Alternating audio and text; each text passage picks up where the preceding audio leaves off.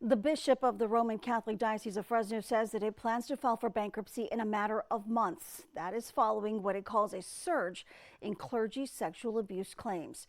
Fox 26 reporter Sophia Lesios is here to tell us more about the law that brought forward cases that were past the statute of limitations. Sophia?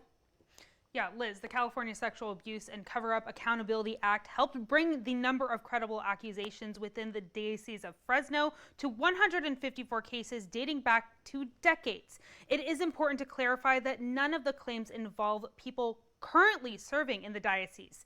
The bishop says that only one way to resolve every single claim fairly and with compassion is to file for bankruptcy. When I hear how many lives were affected by clergy sexual abuse, my heart truly breaks.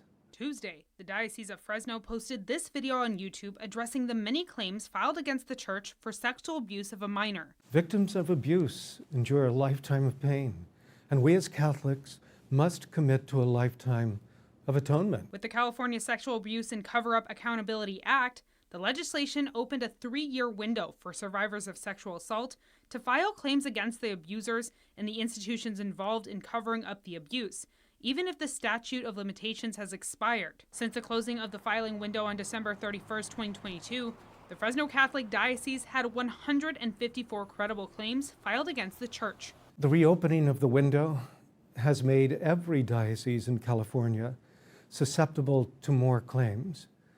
What we are facing gives us the opportunity to redouble our efforts in creating a safe environment for everyone. But the Survivors Network of Those Abused by Priests, also known as SNAP, says filing for bankruptcy could do more harm to the victims. If the Catholic Church is going to hold itself out there as a moral beacon in, a fallen world, then I think they have to act like a moral beacon. And I frankly think these bankruptcies are immoral. Melanie Sakota, the SNAP Survivor Support Director, says if the church files, this could be a legal tactic to protect itself.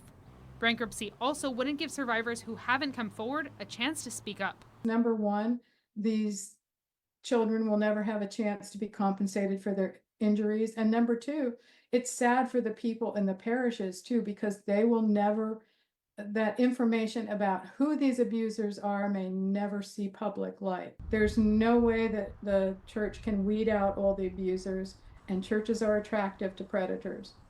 So if you take your children to church, pay attention to changes in behavior.